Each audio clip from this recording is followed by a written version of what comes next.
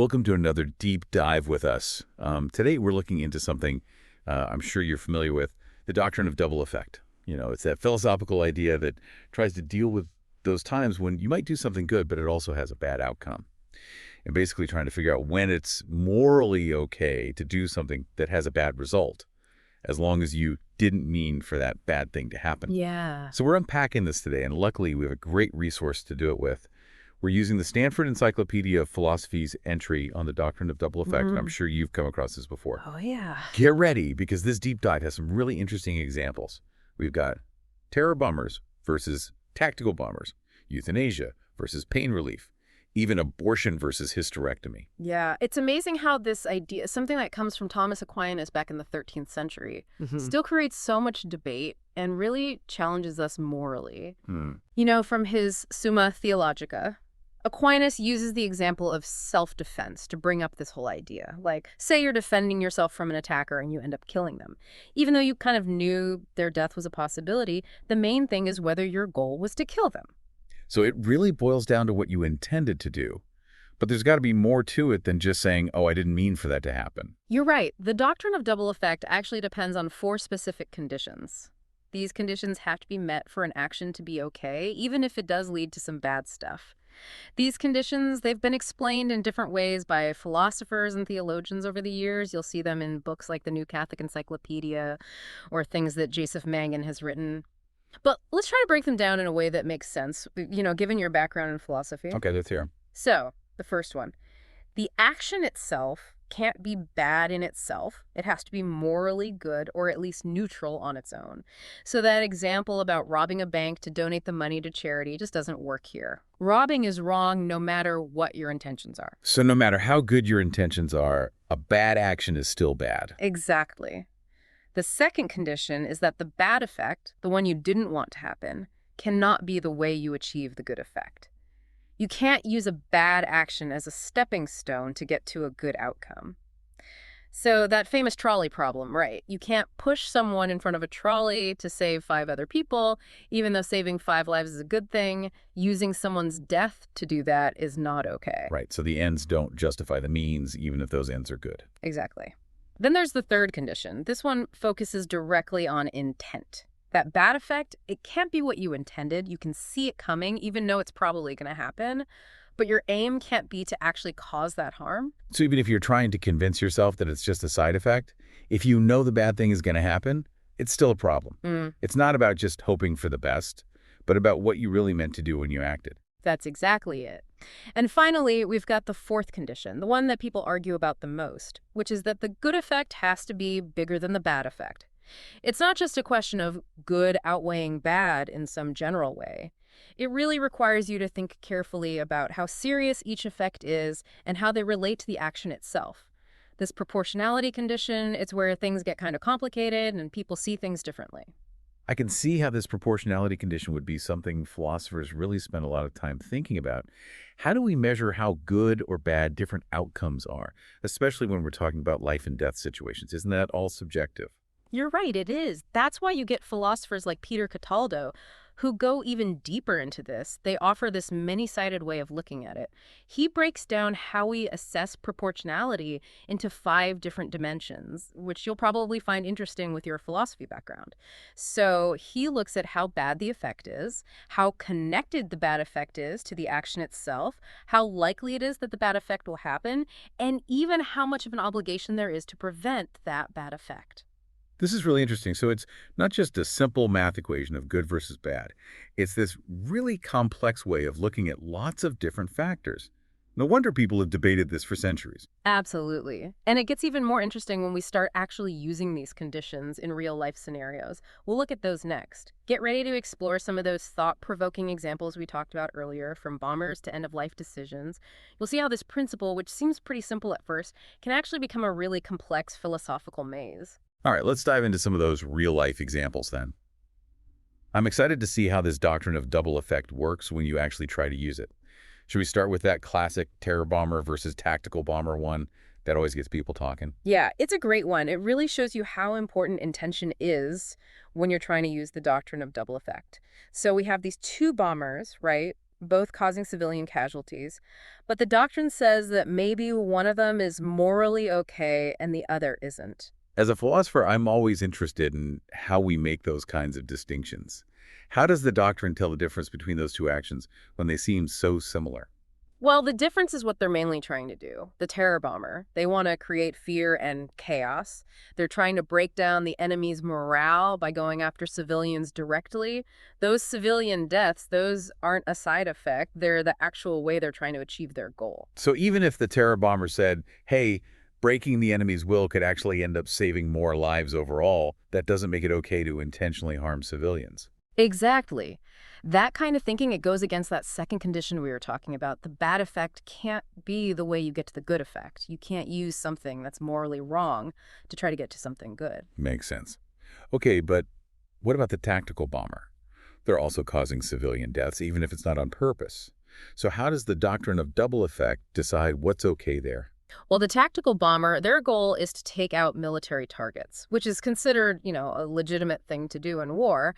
They might know that civilians will probably die as a result of what they're doing, maybe even that it can't be avoided, but they're not trying to make those people die. So the difference is between saying, I'm going to make these civilians die, and I know civilians might die because of what I'm doing, but that's not what I'm trying to do. Yeah, exactly. And of course, for the action to be okay, it still has to fit those other conditions we talked about. The action itself has to be morally okay. The good effect has to be bigger than the bad, all that. Right. Okay, that helps clear up the bomber thing. It's a good reminder that even during war, your intentions really matter when we're thinking about what's right and wrong. Okay, let's switch gears and look at a different situation where life and death are at stake. What about euthanasia versus pain relief? It's something that's super relevant to medical ethics, and that ties into philosophy too. Oh, that's a perfect example of how even a small change in intention can lead to very different judgments about whether something is moral or not. Imagine a doctor giving a patient who's terminally ill a fatal dose of morphine. On the surface, the action looks the same, but what they meant to do is what really makes the difference. So if the doctor was trying to end the patient's suffering by ending their life, that's considered euthanasia, which people generally think is wrong. Right, because in that case, the doctor is using death, which is a bad thing, as a way to ease suffering. It goes against that main idea that you can't use a bad effect to get to a good one. But what if the doctor is trying to relieve pain, knowing that a big dose of morphine could speed up the patient's death? Is that where the doctrine of double effect comes in? That's exactly where we see the subtleties of this principle. If the doctor's main goal is to take away pain, and the patient dying sooner is just something they foresee but don't intend, then that action might be okay under the doctrine of double effect. So the key is whether they meant to cause death or just knew that death was possible, even likely, as a side effect. Exactly. It makes us think about not just the action, but what was going on in the person's mind when they did it. It reminds us that judging right and wrong isn't always simple, especially when you're dealing with complicated medical situations. Now, for another controversial example, where we often see the doctrine of double effect used, the abortion versus hysterectomy dilemma. This one always sparks debate, especially these days. Yeah, and it shows how the doctrine of double effect can be applied to really tough ethical issues. But of course, it doesn't come without its own problems. Let's say there's a pregnant woman and she's been diagnosed with cancer, and the pregnancy is putting her life at serious risk. That's such a terrible situation. Yeah. There's no easy answer there. So the doctor has two options. Perform an abortion to save the woman's life, or do a hysterectomy, which would also mean the fetus dies. Right.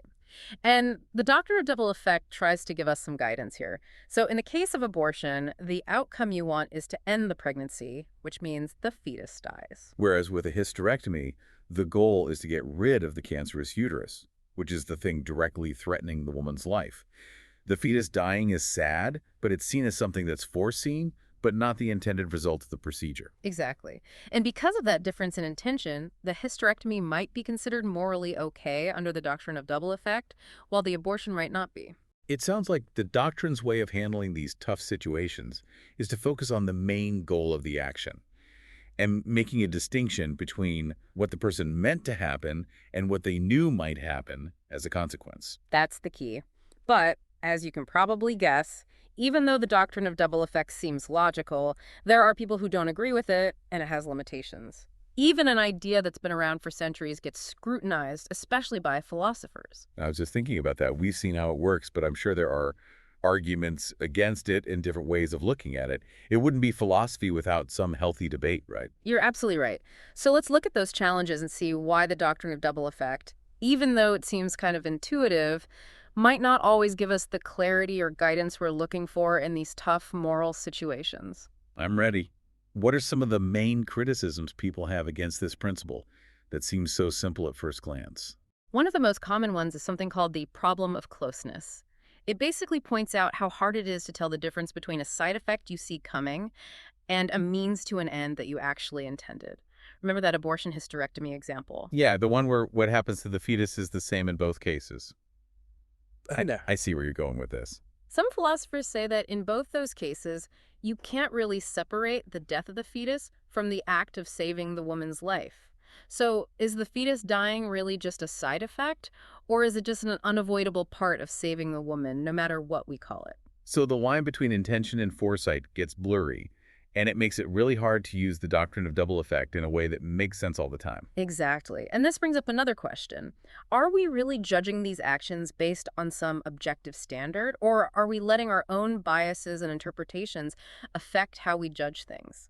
That makes me think about that interesting psychological idea called the side effect, or the Nobe effect. Doesn't that suggest that how we judge things morally can actually change how we see someone's intentions? Absolutely. It throws a whole other wrench into the works when it comes to the doctrine of double effect.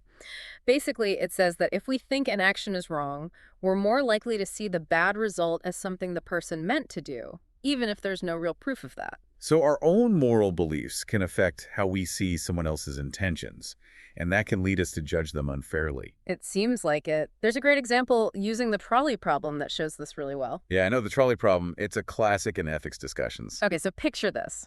Someone switches the trolley tracks to save 5 people, knowing that one person on the other track will die.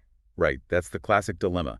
We usually think it's okay to do that, accepting that one person dying is a terrible but unavoidable consequence of saving 5 lives. Exactly. Now imagine someone switching the tracks to save a really rare wildflower, knowing it will kill someone. The situation is the same, but it feels different now. Now it seems like they're choosing to kill a person for something that doesn't matter as much.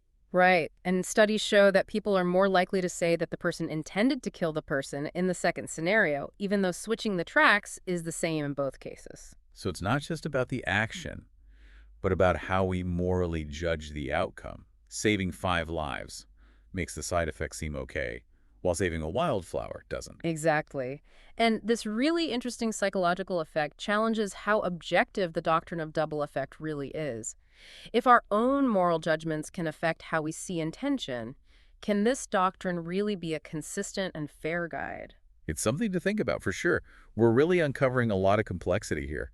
This principle that seems so simple at first is turning out to be anything but. And we haven't even talked about some of the alternative ideas that challenge the whole basis of the doctrine of double effect. Oh, that's interesting. Tell me more. Is there a specific alternative you're thinking of? Yeah, so you have someone like philosopher Warren Quinn, for example, who offers a different perspective. He shifts the focus away from intention and more towards what he calls direct versus indirect agency. Okay, I'm ready to have my mind blown. Explain this different approach to me. So Quinn argues that the doctrine of double effect gets too caught up in trying to figure out someone's intention, which can be really subjective and hard to pin down. He says we should look at how directly the person is involved in causing the harm. He makes a distinction between cases where the harm is a direct result of what they do, even if it wasn't intentional, and cases where the harm is more of an indirect consequence. Okay, I'm following you so far. Can you give me a real-life example to illustrate this difference? Sure, let's go back to that classic example of the heroic soldier who sacrifices themselves by jumping on a grenade to save their comrades. Powerful image of self-sacrifice. How is Quinn's approach different from the doctrine of double effect in this case? Well, the doctrine of double effect would say that the soldier's death is a foreseen but unintended side effect of their heroic action. Their intention was to save their comrades, not to die. Right. Their intention was to protect others, even if it meant sacrificing themselves. But how does Quinn disagree with that? Quinn says this is a case of direct agency. The soldier is knowingly and willingly putting themselves in danger, making their death a direct result of their actions, even if they didn't want to die. I see the distinction. So Quinn is suggesting that even when you're trying to do something good, The way you go about it can still be wrong if the harm is too connected to your actions, no matter what your intentions were. Yeah, that's a great way to put it. And this challenges some of the traditional ways we use the doctrine of double effect, especially in cases of self-sacrifice, where the harm to the person sacrificing themselves can't be avoided. This definitely adds another layer of complexity to these moral dilemmas. For sure. And as you know, it gets even more complex when we try to use these principles in the real world, especially in fields like end-of-life decision-making, where the stakes are so high. It's a place where philosophy, medicine, ethics, and personal beliefs all come together, which makes it perfect for deep dives like this one. You got it. So should we look at how these principles, including Quinn's alternative, play out in that sensitive world of end-of-life care? Let's do it. I'm especially interested in how these ideas apply to palliative care and terminal sedation, areas where people often have to make really tough choices. Okay, so we've looked at the doctrine of double effect and all its little details and even some pretty convincing alternatives. It's been quite a journey, and sometimes it feels like we've ended up with more questions than answers. As a philosopher, I'm always drawn to these morally ambiguous areas. Yeah, it's not really about finding simple answers, but more about just thinking through things ethically. The doctrine of double effect, even with all its problems, gives us a way to think about these complicated situations where good intentions can sometimes lead to unintended harm. That's a really important point. It's not some kind of magical solution, but more like a starting point for a much bigger conversation about ethics, intention, and the impact of what we do. Exactly. And like we've seen, that conversation needs to include being aware of our own biases and the complexities of how people think. Remember that side effect. Sometimes how we judge things morally can actually distort how we see someone's intentions, and that can make us apply these principles inconsistently. It makes you realize that even when we have the best intentions, we're not always able to avoid being biased. That's true. And as we get into the sensitive topic of end-of-life care, these complexities get even more intense. Let's start with pain relief in palliative care. We often hear that it's okay to give high doses of pain medication to ease suffering, even if those medications might shorten someone's life. And the doctrine of double effect is often used to justify that. Right. The argument is that the doctor is trying to relieve pain, not cause death. And if death happens sooner, that's seen as an unfortunate but unintended consequence of trying to achieve that main goal. But like we talked about, intentions aren't always so clear-cut. It can be hard to tell the difference between a side effect, might happen and an outcome you actually intended. That's true. And there are a lot of layers here to think about. For one thing, there's this idea that opioids, when used for pain, will definitely or often lead to a faster death. Oh, is that not true? I have to admit, I thought that was the case. A lot of studies have actually shown that fear is exaggerated. When opioids are used properly, they rarely cause breathing problems, which is how they could make death happen faster. That's surprising, but also good to know. So the idea that opioids will speed up death is more of a myth than a medical fact. Seems like it. And that misunderstanding can have negative consequences, like people not getting enough pain relief, and patients and families feeling more anxious than they need to. It shows how important it is to separate actual medical facts from unfounded fears, especially when we're talking about sensitive issues like end-of-life care. For sure. And beyond the medical facts, we need to consider the patient's perspective and values. The traditional way we use the doctrine of double effect focuses mostly on what the doctor wants to do, but what about what the patient wants? That's so important. It's not just about what the doctor intends, but also about what the patient is hoping for. Exactly. What if the patient who's dealing with unbearable suffering sees death coming sooner as a kind of relief? The doctrine of double effect, the way we usually think about it, might not be able to include that perspective. It assumes that death is always a bad thing, even when the patient might see it differently. It reminds us that end-of-life decisions shouldn't be based on strict doctrines, but should come from open conversations where we respect what each person wants. I agree. Now let's talk about terminal sedation. It's another end-of-life issue where the doctrine of double effect often comes up. Right, that's where a patient with a terminal illness is sedated to the point of being unconscious to stop really bad suffering, even if it means they might die sooner. That's it. The argument using the doctrine of double effect is that the intention is to relieve suffering, and if death comes sooner, that's not what was intended. But a lot of people disagree with using the doctrine this way, including philosophers like Timothy Quill, Rebecca Dresser, and Dan Brock. And why is that? Well, they say that terminal sedation often breaks that second rule of the doctrine of double effect. The bad effect can't be the way you get to the good effect. In this case, making death come sooner might be seen as a necessary step in stopping the suffering. When we sedate the patient so much that they don't feel pain anymore, we're also making it so they can't stay alive.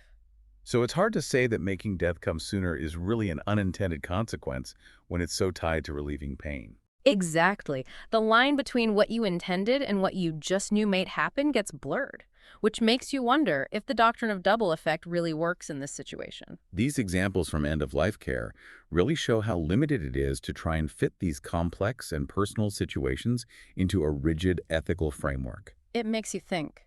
Is the doctrine of double effect really one single principle, or is it more like a bunch of exceptions to the general rule that we shouldn't cause harm? It's like we're trying to force these complicated moral dilemmas into a box that's not the right shape. Maybe instead of looking for one answer that fits everything, we should focus on the specific details and circumstances of each situation. I think that's a smart way to do it.